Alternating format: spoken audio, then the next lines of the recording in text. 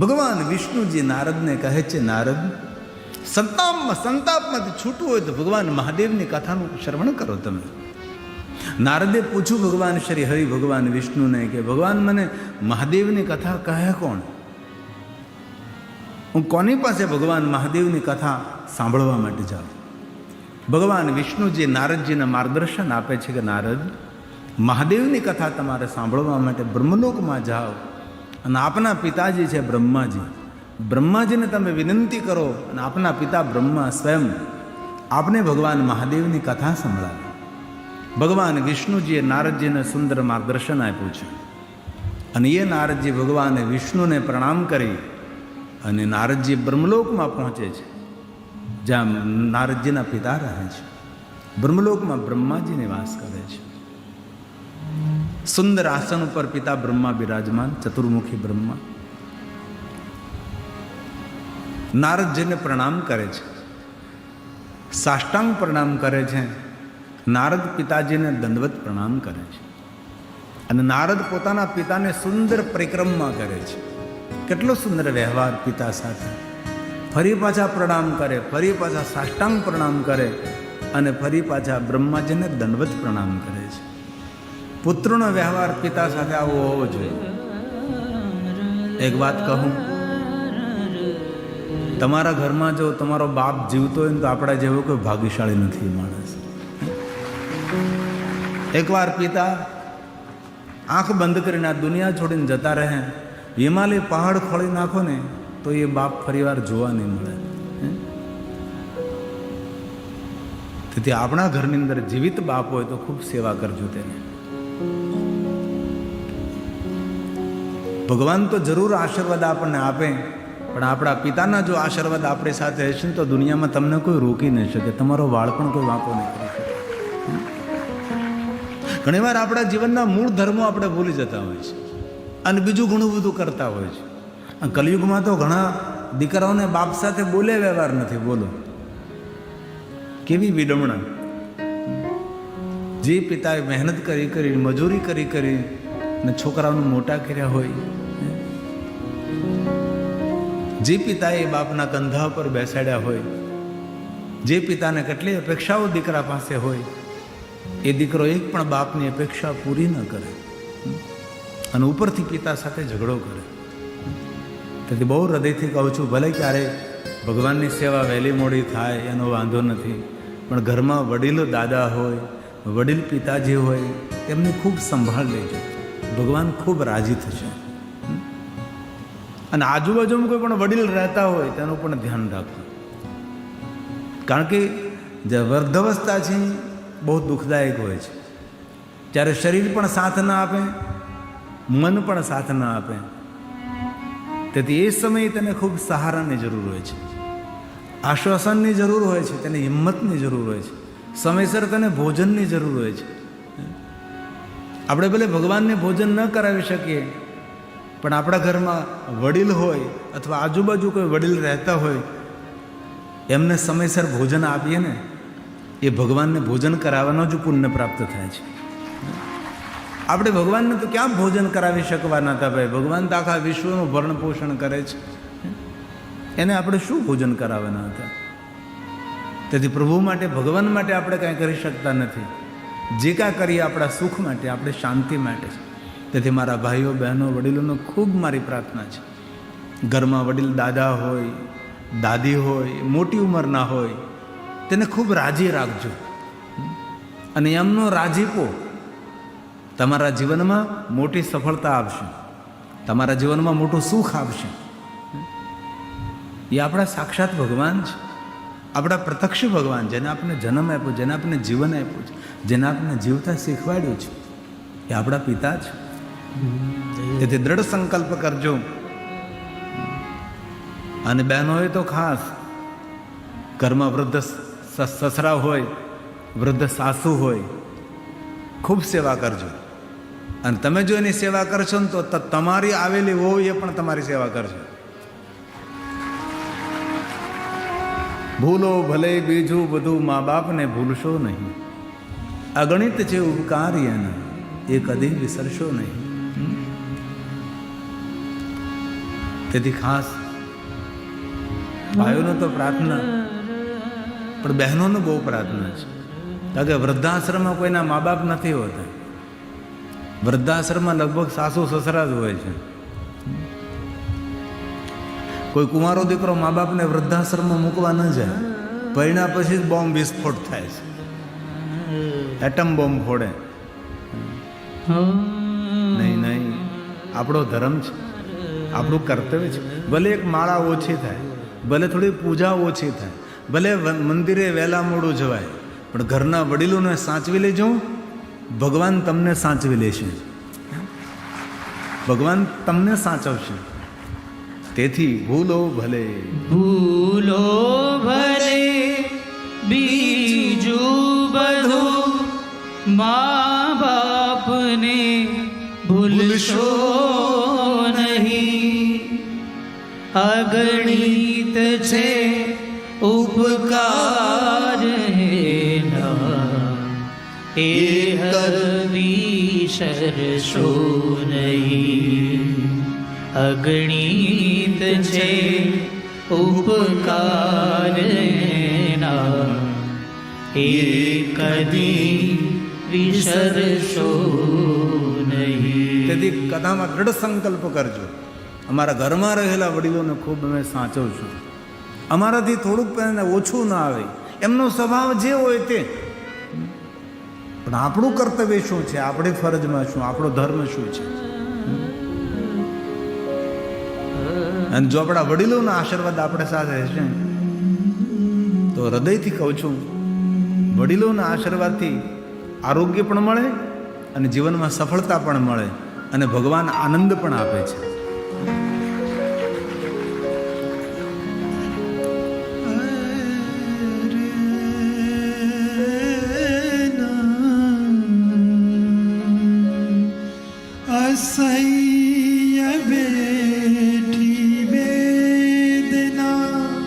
આપણા બાળકને આપણે મોટું કરી છે ને આપણને ખબર છે. આપણા બાળક માટે કેટલું આપણે સહન કરતા હોય, કેટલી તેને જાળવણી રાખતા હોય, કેટલું તેનું ધ્યાન રાખતા હોય. આપણું પણ કોઈ ધ્યાન રાખ્યું છે, એ આપણા મા બાપ છે. અસહ્ય બેઠી વેદના ત્યારે દીઠું તમ મુખડું. અસહ્ય બેઠના ત્યારે દીઠું તમ મુખડું. એ પુનીત જનના કાળજા પથ્થર બની શુદ્ધશો નહીં. અગણિત છે ઉપકાર એ કદી વિસરશો.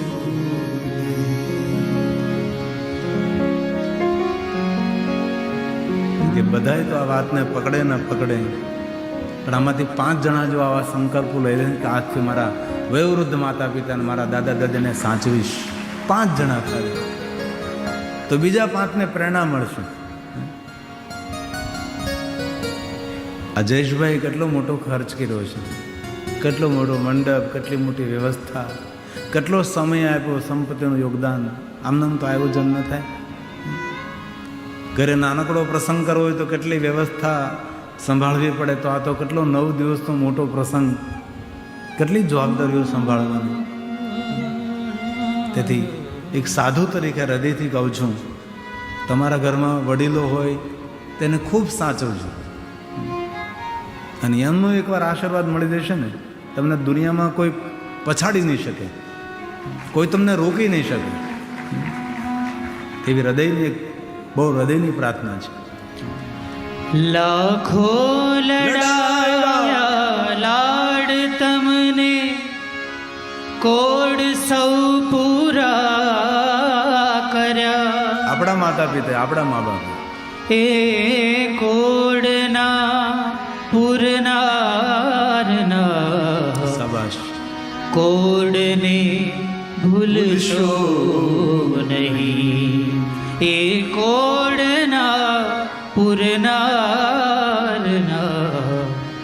કોડને ભૂલશો નહીં. ભૂલો ભલે બીજું બધું, મા બાપને ભૂલશો નહીં.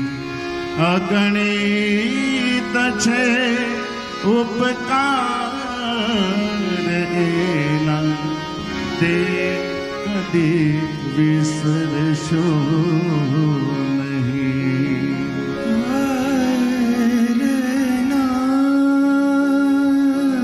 પિતાજીના ચશ્મા ખરાબ થઈ ગયા ને તો પહેલાં એ રિપેર કરાવી આપજો, તમારું કામ બીજા નંબર ઉપર રાખજો. માને કે પિતાશ્રીને દવાખાને જવાનું હોય તો પહેલાં તેને દવાખાને લઈ જજો અને પછી તમારું કામ બીજા નંબર ઉપર કરજો. ભલે ઓફિસે જવાનું મોડું થાય, ભલે નોકરીમાં ડિસ્ટર્બ થાય, નોકરીના માલિકને કહી દેવાનું કે ભાઈ મારા પિતાજી થોડા બીમાર હતા, મારે હોસ્પિટલે લઈ જવા પડશે. કોઈ એવો ઓફિસર નથી, કોઈ એવો શેઠ નથી કે તમારા મા બાપની સેવાથી તમને વંચિત કરે.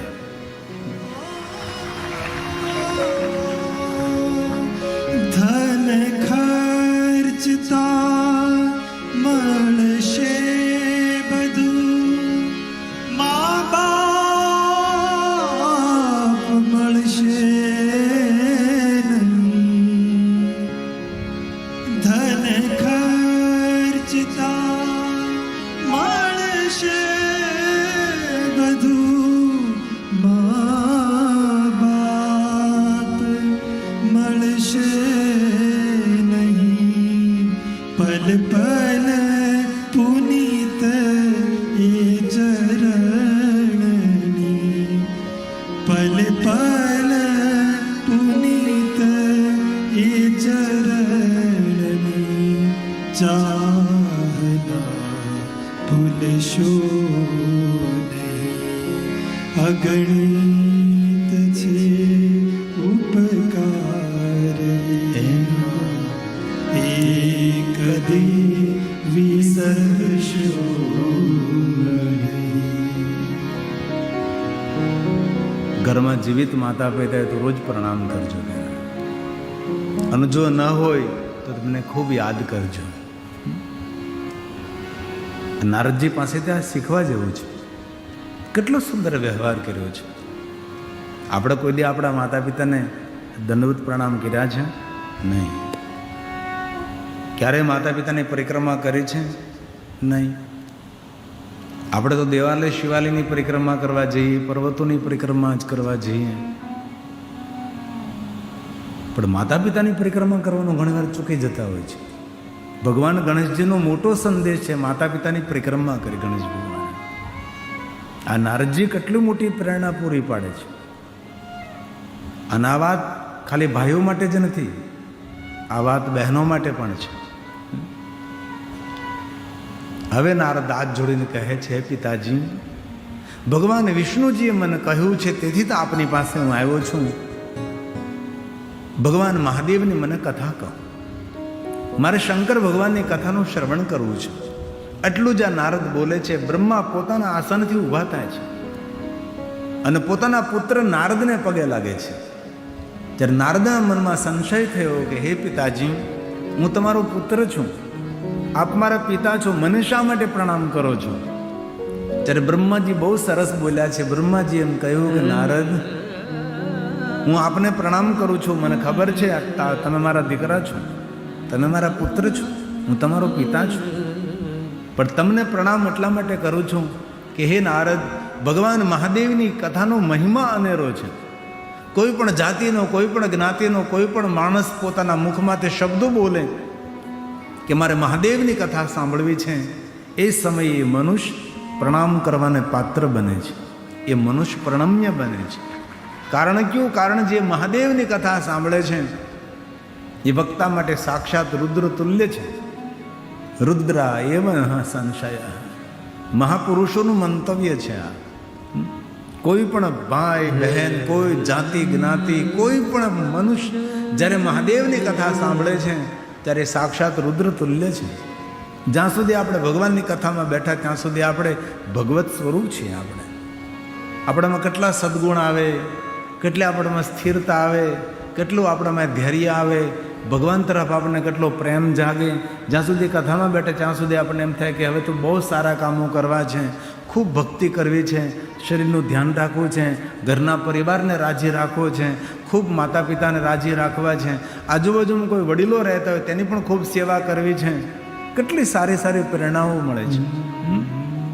આ કથા મંડપમાં આનંદ શા માટે આવે? કારણ કથા મંડપમાં કોઈ પણ માણસ પ્રવેશ કરે એટલે આખી એક સકારાત્મક ઉર્જા હોય છે. તેથી કથા સાંભળનારો માણસ સાક્ષાત ભગવાન વ્યાસ બોલ્યા છે, ये शृण्वन्ति मुने सेवं पुराणं शास्त्रमोत्तमम्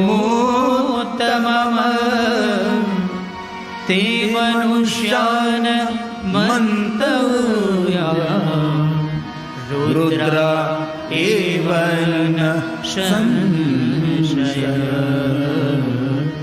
रुद्र एव न संशयः. इसमें कोई संशय नहीं. જે મનુષ્ય ભગવાન મહાદેવની કથા સાંભળે છે સાક્ષાત રુદ્ર તુલ્ય છે. શિવ મહાપુરાણમાં કહ્યું, આપણે ક્યારે કથા સાંભળવા ન જઈ શક્યા હોય પણ કથા સાંભળીને જે જતો હોય ને એવા માણસને પ્રણામ કરી લઈને તો કથા સાંભળવાનું પુણ્ય મળી જાય. કેટલો મહિમા કથાનો છે. એટલે તમે આ 3 કલાક 4 કલાક બેસો છો એ કાંઈ લેખે લાગવાની છે, જીવનમાં કોઈ ઉપયોગી બનવાની છે. અને કોઈને કથા સંભળાવી એ બહુ મોટું પુણ્ય છે. બ્રહ્માએ નારદને એમ કહ્યું કે નારદ, તમને હું કથા સંભળાવી એનું પુણ્ય મને મળશે. કોઈને કથા સંભળાવી, આપણે સૌને આ કથા સાંભળવા મળે છે એ પુણ્ય તો આપણા જજમાન શરીરનું ને. એમને એટલું યોગદાન, એટલી બધી મહેનત, એટલો પુરુષાર્થ, એમને આખી ટીમ, આપણા જયેશભાઈની ટીમ, બ્રિજેશભાઈથી લઈને સૌ, એટલી મહેનત, એટલો પુરુષાર્થ. આ કંઈ નાની વાત તો નથી. આ મંડપ કેમ બન્યો છે, કેમ વ્યવસ્થા સુવિધા સંભાળે છે. આપણે સી દૂર દૂરથી આવીએ કથા, અને કથાની સુંદરતા, કથાની શોભા વક્તા નથી, મંડપ પણ નથી, આયોજક પણ નથી. કથાની શોભા આપ સૌની ઉપસ્થિતિ છે. તમે તમારા જીવનનો મૂલ્યવાન સમય ભગવાનની કથામાં આપી રહ્યા છો. તેથી તમારું સારું થવું જોઈએ, તમારા સૌનું શુભ થવું જોઈએ, તમારા સૌનું મંગળ થવું જોઈએ. હે ને? બ્રહ્મા નારદને કહે છે, નારદ સાંભળો, હું તમને ભગવાન મહાદેવની કથા કહું. નારદ, હવે બ્રહ્મલોકમાં મહાદેવની કથાનો પ્રારંભ થાય છે. બ્રહ્માજી શંકર ભગવાનની કથા કહે છે, નારદજી ભગવાનની કથાનું શ્રવણ કરશે. એક વક્તા અને એક શ્રોતા. અને પ્રયાગ તીર્થમાં એક વક્તા અને અગણિત શ્રોતા, નજર પૂગે ત્યાં સુધી ઋષિમુનિઓ કથા સાંભળવા માટે બેઠા છે. અને સુત પુરાણજી ભગવાન મહાદેવની કથા કહે છે. ગંગા, યમુના, સરસ્વતી, પ્રયાગ તીર્થમાં કથા ગાય છે. અને બ્રહ્મલોકમાં બ્રહ્માજી ભગવાન મહાદેવની કથાનો પ્રારંભ કરે છે. બ્રહ્માએ કહ્યું કે નારદ, હું તમને મહાદેવની કથા કહીશ, લોકહિત માટે, જગત હિત માટે. આ કથા શા માટે? જગત હિત માટે, લોકહિત માટે, સૌના મંગલ માટે, સૌના કલ્યાણ માટે છે. આટલી મોટી વ્યવસ્થા, સુવિધા. આપણને ખબર છે બધા લોકો પોતાનું જીવન પરિવર્તન નહીં કરે, પણ એમાંથી કોઈ એવો ભાઈ, કોઈ એવી બહેન હશે જે કથાનું શ્રવણ કરતા પોતાના જીવનનું પરિવર્તન કરશે, પોતાના જીવનને બદલી નાખશે. કોઈ પોતાની ખાણીપીણી બદલશે, કોઈ પોતાના વિચારોને બદલશે, કોઈ પોતાના વ્યવહારને બદલશે. કપડાં તો રોજ બદલે છે, ઘણા તો કપડાં નથી બદલતા, દહ સુધી ગંધાઈ જાય. જીવન પરિવર્તન માટે આ કથા છે. આમાંથી 5 કુટુંબો સુખી થઈ જશે ને તો મારા જયેશભાઈને કરોડો યજ્ઞ કરવાનું પુણ્ય પ્રાપ્ત થઈ જશે. અને જીવનમાં સમજણ જ સુખ આપે છે. અને વ્યવહાર એ જ આપણી સફળતા છે. સામા માણસ સાથે આપણો વ્યવહાર કેવો છે એ આપણી સફળતા છે. આપણા વિશે કોઈ પૂછે કે ભાઈ આ માણસનો વ્યવહાર કરતો, વ્યવહાર બહુ સારો, ભાઈ મધુર વ્યવહાર, બહુ સારો, વિશ્વાસ કરવા જેવો માણસ, ભગવાનનો પરમ ભક્ત અને સજ્જન વ્યક્તિ છે. વ્યવહાર આપણી ઓળખાણ છે. આપણા કપડાં, સોના ચાંદીના આભૂષણો, બ્રાન્ડેડ બૂટ, બ્રાન્ડેડ ઘડિયાળ એ આપણી ઓળખાણ નથી. આપણી ઓળખાણ છે આપણો વ્યવહાર. બીજા સાથે આપણે વ્યવહાર કેવો કરીએ છીએ એના પર આપણા જીવનની સફળતાનો પાયો રચાય છે. બ્રહ્મા કહે છે, નારદ, જગત પર ઉપકાર કરવા માટે, જગતનું હિત કરવા માટે હું તમને મહાદેવની કથા કહીશ. હવે બ્રહ્માજી બ્રહ્મલોકમાં શિવ કથાનો પ્રારંભ કરે છે. હે સાધુ, હે સાધુ, હે સાધુ, આદરથી કથા સાંભળો, બહુ ગહેરી ભક્તિથી કથા સાંભળો. નારદજી, તમારું મંગળ થશે, તમારું શુભ થશે. બ્રહ્માજીએ નારદને ખૂબ આશીર્વાદ આપ્યા છે. કથા સાંભળનારને ખૂબ આશીર્વાદ મળે છે. બ્રહ્મા બોલ્યા, હે નારદ, ભો બ્રહ્મન સાધુ પૃષ્ટોહમ ત્વયા વિબુધ સતમા લોકોપકારિણામ નિત્યમ લોકાનામ હિતકામ્ય. જગત હિત માટે, લોકહિત માટે, લોકાનામ હિતકામ્ય. કથા શા માટે? જગત હિત માટે, લોકહિત માટે. જે મારા ભાઈઓ બહેનો વડીલો કથા સાંભળે છે, કથામાંથી ઘણી બધી વાતો એવી હોય છે કે આપણા જીવનમાં જડીબુટ્ટી સમાન હોય છે. આપણા જીવનમાં અમૃત તુલ્ય, ઔષધિ તુલ્ય હોય છે. બધી જ વાતોનું અનુસરણ ન કરી શકે, હું સમજી શકું છું, પરંતુ કોઈ તો વાત એવી હોય કે આપણા જીવનમાં આપણે અનુસરણ કરીએ અને જીવનની એક અલગ દિશામાં લઈ જઈએ, અને એવું આપણે જીવન જીવીએ કે આપણા જીવનથી બીજાને પ્રેરણા મળે, બીજા કોઈને પ્રેરણા મળે, એવું સુંદર આપણે જીવન જીવીએ. અને જીવન મળ્યું છે, ફરીવાર મળે ન મળે આપણને ક્યાં ખબર છે કોઈને? આ ખોળિયામાંથી એકવાર જીવ જતો રહે, શ્વાસ બંધ થઈ જાય, પછી આ ભૂમંડળમાં એ ક્યાં જતો રહે એની આપણને ખબર નથી ભાઈ. અણસાર પણ નથી આવતી. સાચી જ વાત છે ને? મળ્યો કોઈ દી કોઈ ગયેલો ફરીવાર? કોઈ નહીં મળે. અને બહુ હૃદયથી મારી એક સાધુ તરીકે વિનંતી છે, તમારા વ્યવહારમાં, જીવન માર્ગમાં જે મળે ને એની સાથે મધુર અને મીઠો વ્યવહાર કરજો. કારણ કે ક્યાંથી આપણું ભાગ્ય ખોલવાનું આપણને ક્યાં ખબર છે? તેથી જે જીવન માર્ગમાં મળે સારો વ્યવહાર, શુભ વ્યવહાર. તને મળ્યો મનુષ્ય, તને મળ્યો મનુષ્ય અવતાર, માંડ કરીને રે તે ભજ્યા નહીં ભગવાન, હેત ધરીને રે માટે આશો જમના માર, પેટ ભરીને રે માટે રામ નામ સંભાળ.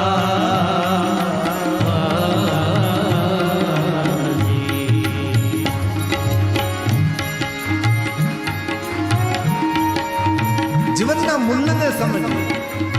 આપણા જીવનનું મૂલ્ય આપણે કરીએ, આપણું સન્માન આપણે વધારીએ. આપણું સન્માન બીજો કોઈ નહીં વધારે.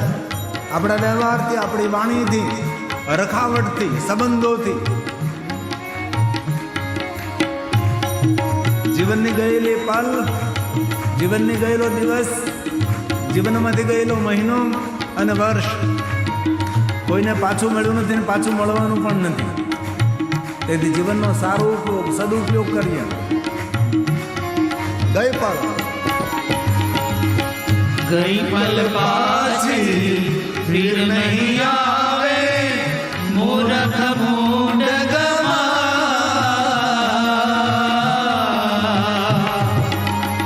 ગઈ પલ પાછી ફિર નહીં આવે, મૂર્ખ મૂંડ ગમા.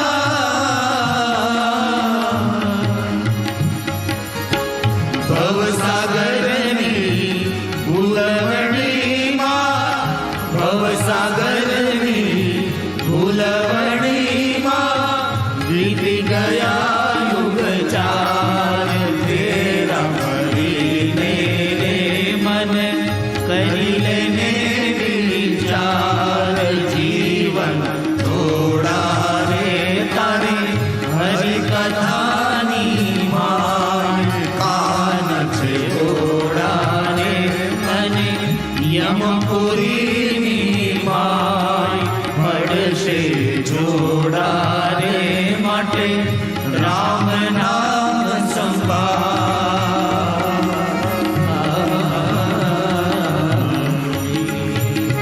માટે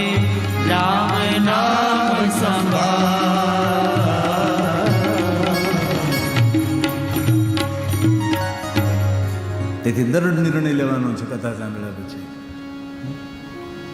થઈ શકે તેટલી બીજાને મદદરૂપ થઈશું. એક વાત કહું, જેટલી બીજાને આપણે મદદ કરીએ ને એટલું ઈશ્વર આપણને મદદ કરવા લાગે છે. ભગવાન પણ જો બીજાને મદદ કરતો હોય તો આપણે કેમ નહીં કરીએ? પ્રભુ જો બીજાને મદદરૂપ થતો હોય તો આપણે કેમ નહીં થઈએ? તેથી આપણે એટલી મોટી કથાનું શ્રવણ કરીએ છીએ તો આપણે જીવનમાં બદલાવ લાવીએ. આપણે અને બદલાવ આવે છે, નથી આવતો એવું નહીં. ગુંદલાવથી લોકો આવે છે, જીવનમાં બદલાવ એ લાવે છે. અને સવારમાં આવીને જ્યારે મળતા જાય કે કથા સાંભળીથી જીવનમાં પરિવર્તન એવું, ખૂબ સુખ શાંતિ છે, ખૂબ પ્રસન્નતા છે. કારણ કે સ્વભાવ બદલે, વ્યવહાર બદલે, વિચાર બદલે એટલે આપોઆપ જીવનમાં સુખ શાંતિ આવવા લાગે છે. બ્રહ્મા નારદને કહે છે, નારદ આપણે હું ભગવાન મહાદેવની કથા કહું એ પહેલાં ભગવાન શિવની સ્તુતિ કરું. બ્રહ્માજી ભગવાન મહાદેવની સ્તુતિનું ગાયન કરે છે, ભગવાન શિવને પ્રણામ કરે કે બ્રહ્માના ઈષ્ટદેવ મહાદેવ છે ને બ્રહ્મા સ્વયં મહાદેવજીના પરમ ભક્ત છે. બ્રહ્માજી મહાદેવની કથા તો કહે પણ ભગવાન શિવજીની સુંદર સ્તુતિ કરે છે. ભગવાન મહાદેવ ક્યાં નામથી પ્રણામ કરું, ક્યાં નામથી તમને યાદ કરું, કેવી રીતે તમારી સ્તુતિ કરું? બ્રહ્માજી ભગવાન શિવજીની સુંદર સ્તુતિનું ગાયન કર્યું છે. નમો સ્તવન નમો સ્તવનંત રૂપાય. એક રૂપ નથી મહાદેવજી, આપનું અનેક રૂપ છે. કેટલા રૂપો ભગવાન શિવજીના, ક્યાં રૂપને પ્રણામ કરું, ક્યાં રૂપની વંદના કરું, ભગવાન ક્યાં રૂપની હું સ્તુતિ કરું, નમસ્કાર કરું છું મહાદેવ તમને. બ્રહ્માજીને ઈષ્ટદેવ મહાદેવ છે. બ્રહ્માજીએ પોતાના કરકમલો દ્વારા અનેક લિંગોની સ્થાપના કરી છે. એવા બ્રહ્માજી છે જે મહાદેવની કથા નારદજીને કહેવાના છે અને સ્વયં બ્રહ્માજી ભગવાન શિવજીની વંદના કરે છે. બ્રહ્મા બોલે નમો સવનંત રૂપાય નીલકંઠ નમો સ્તુતે અવિજ્ઞાન સ્વરૂપાય કેવલ્યાય મૃતાય ચ કેવલ્યાય મૃતા. કેવલ્ય ભગવાન મહાદેવ અમૃત સ્વરૂપ આપ છો અને જે અમૃતના સ્વરૂપ હોય એ જ કાળકૂટ નામનું વિષ પાન કરી શકે ને. તેથી ભગવાનને આપણે નીલકંઠ કહીએ છીએ. આપણી પાસે અનેક દેવતાઓ છે, કોઈ દેવતાઓએ વિષપાન નથી કર્યું. ઝહેરને પીનારા એક જ છે મહાદેવજી. એટલે સંસારના ઝહેરમાંથી જો તમારે છૂટવું હોય તો ભગવાન મહાદેવનું ભજન કરો. શંકરજી એ આપણી રક્ષા કરે છે, મહાદેવ આપણું કલ્યાણ કરે, આપણું શુભ કરે છે, આપણું મંગલ કરે છે. જગતની રક્ષા માટે મહાદેવજી કાળકૂટ નામનું ઝેર પીધું, આપણે સૌ જાણીએ છીએ. સુર અસુર ભેગા મળીને જ્યારે સમુદ્ર મંથન કરે છે ને કાળકૂટ નામનું ઝેર નીકળે છે, જ્યારે ભગવાન શિવજી જગતની રક્ષા માટે વિષપાન કરે છે. અને પાર્વતીએ ઠપકો આપ્યો હતો દેવતાઓને, મહાદેવને, સૌને. પાર્વતીએ કહ્યું કે એટલા દેવતાઓ હતા, બધા અમૃત પી ગયા, સારી સારી વસ્તુ લઈ ગયા અને કાળકૂટ નામનું વિષ ભગવાન તમને આપ્યું અને તમે વિષને ધારણ કર્યું, તમારો કંઠ કાળો થયો. આ શા માટે તમે આવું દુઃખ વર્યું? ત્યારે ભગવાન મહાદેવ કહે છે, હે પાર્વતી, આ જેટલા દેવતાઓ છે ને સૌ મારા પરમ ભક્ત છે અને મારા ભક્તોને હું વાત્સલ્ય કરું છું. જેમ માં પોતાના બાળકને વાત્સલ્ય કરે, વાલ કરતી હોય, એવી રીતે મારા ભક્તોને હું વાલ કરું છું. તેથી મારા ભક્તો છે આ બધા જ, અને મારા ભક્તના વાત્સલ્ય સ્વરૂપે અને વહાલ સ્વરૂપે મેં મારા ભક્તોની રક્ષા માટે વિષપાન કર્યું છે. અને મહાદેવ આપણને કેવો પ્રેમ કરે ખબર? માં પોતાના બાળકને જેવો પ્રેમ કરે ને એના કરતાં હજારો ગણો પ્રેમ મહાદેવ આપણને કરે છે. એવા ભગવાન મહાદેવ છે, એવા ભગવાન છે. વિષમ પીતમ સુરાર્ધમ હિ ભક્ત વત્સલ ભાવદ્રક દેવમ અષ્ટમ હુતમ યહતા સર્વદેવા મયા સુરા સર્વદેવા મયા જેટલા દેવતાઓ છે મારા પરમ ભક્ત છે. તેથી મારા ભક્તોનું વાત્સલ્ય કરું છું, મારા ભક્તોનું વહાલ કરું છું. તેથી મારા ભક્તોની રક્ષા માટે મેં વિષપાન કર્યું છે. અને પાર્વતી, મેં દેવતાઓને વચન આપ્યું છે કે મારા ભક્તો જ્યારે જ્યારે મને પોકારે છે ત્યારે એની હું રક્ષા કરું છું, એનું હું કલ્યાણ કરું, તેનું હિત કરું છું. આ ભગવાન શંકરજીનું સ્વયંનું વચન છે. કોઈ પણ એનો ભક્ત જ્યારે ભગવાનને પોકાર કરે છે, મહાદેવને જ્યારે યાદ કરે છે, મહાદેવ કોઈના કોઈ રૂપની અંદર આવી અને ભગવાન સ્વયં આપણી રક્ષા કરે છે. જ્યારે જ્યારે યદા યદા યદા યદા વિપત્તિ, ક્યારે બી મારા ભક્તો પર કોઈ વિપત્તિ પડે, કોઈ આપત્તિ આવે, કોઈ દુઃખ આવે, કોઈ રૂકાવટ આવે, ત્યારે મારા ભક્તો જ્યારે હૃદયથી મને યાદ કરે છે, મારા ભક્તોને મેં વચન આપેલું છે કોઈના કોઈ રૂપમાં આવી હું તેને મદદ કરીશ, હું તેની રક્ષા કરીશ. આ ભગવાનનું વચન છે, આપણા માટે સૌ માટે છે. જે મહાદેવના પરમ ભક્ત છે, મહાદેવને જે સમર્પિત છે, એના માટે ભગવાને કહ્યું યદા યદા યદા યદા વિપત્તિ ભક્તાનાં ભવતિ ક્વચિત તદા હરામ્યાશુ તત્ક્ષણાત્ સર્વશઃ સદા તત્ક્ષણાત્ સર્વશઃ. એ સમયે વાર નહીં લગાડે ભગવાન. તેથી બહુ હૃદયથી કહું છું, આટલી મહાદેવની ભક્તિ કરો, એટલી મહાદેવની ભક્તિ કરો, એવી ભક્તિ કરો કે મહાદેવને પોકારવા ન પડે ને મહાદેવ આવીને ઉભા રહે. મહાદેવને કહેવું પણ ન પડે અને મહાદેવ આવીને ઊભા રહે અને ભગવાન આપણું કાર્ય કરે છે. અને ભગવાન મહાદેવે તો વચન આપ્યું ને, જે મારો ભક્ત નિરંતર મને યાદ કરે છે તેવા ભક્તની આગળ હું ત્રિશુલ લઈને ચાલું છું. આગળ આગળ મહાદેવ ત્રિશુલ લઈને ચાલે છે. શા માટે? રસ્તામાંથી કાંટા કકરાઓને દૂર કરવા માટે અને શત્રુઓથી રક્ષા કરવા માટે ત્રિશુલ લઈને મહાદેવ આવે છે. જપતા જો મહાદેવને યાદ કરે, મહાદેવનું નિરંતર ભજન કરે છે, તેથી પ્રારંભ તો કરો. જીવનમાં કંઈ નવીનતા લાગશે, જીવનમાં કંઈક નવું દેખાશે. તમે શરૂ તો કરો. હું તો બોલે જ આવું છું, પણ કરવાનું તમારે છે ને. હું તો બીજ રોપું છું, વિચારોનું વાવેતર કરું છું, તમને પ્રેરણા આપું છું. આમાંથી કોઈ માણસ પકડી લે વાતને. અને મેં તો ઘણા ભક્તો પાસેથી અનુભૂતિ સાંભળી છે કે ભગવાન એ રીતે આવે છે કે આપણે જેને ઓળખી પણ ન શકીએ અને આપણા ભાગના દરવાજા ખોલી નાખે છે. એ ભગવાન છે. जपता रहता नाम जो હે મહાદેવ, હે મહાદેવ. पास न आता काले स्वयं रक्षा उसकी करे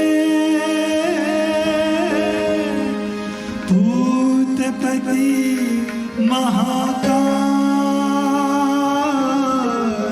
भूतपति તેથી પોતાના ભક્તો માટે સ્વયં ભગવાન મહાદેવ રક્ષા કરવા માટે અકાંડ બ્રહ્માંડ દેવાસુર કૃપા. જ્યારે દેવતાઓ દાનવો ભેગા મારે સમુદ્ર મંથન કર્યું, આખા જગતને દજાડવા લાગે. કાળનું પણ ભક્ષણ કરનારું ઝેર, જેને કાળકૂટ કહેવાય છે, એ ઝેર નીકળેલું ભગવાન શિવજી એમાંથી આપણા સૌની રક્ષા કરે છે. અકાંડ બ્રહ્માંડ ક્ષય ચકિત દેવાસુર કૃપા વિરેયસ્યા સાધ્ય સ્ત્રીનયન વિષમ સંહતવત સકલ્માશ કંઠે તવન કુરુતેન શ્રિયમહો વિકારોપિષ્ટાદ્યો ભુવન ભયભંગ વ્યસનિન ભુવન ભયભંગ વ્યસનિન. ભગવાન શિવજીનું વ્યસન ગાંજા ધતુરા ભાંગનું નથી ભાઈ. મહાદેવનું વ્યસન છે પોતાના ભક્તોને ભયથી મુક્ત રાખવા. દેવ અભય વરદાન. અને જીવનનો મોટા મોટો ભય કયો તો કે મૃત્યુનો. મૃત્યુથી મોટો કોઈ ભય નથી. તો જે માણસોએ મૃત્યુના ભયમાંથી મુક્ત રહેવું હોય તેને મહાદેવનું ખૂબ ભજન કરવું. તેને જીવનનો ભાર પણ ન લાગે અને મૃત્યુનો ભય પણ ન લાગે.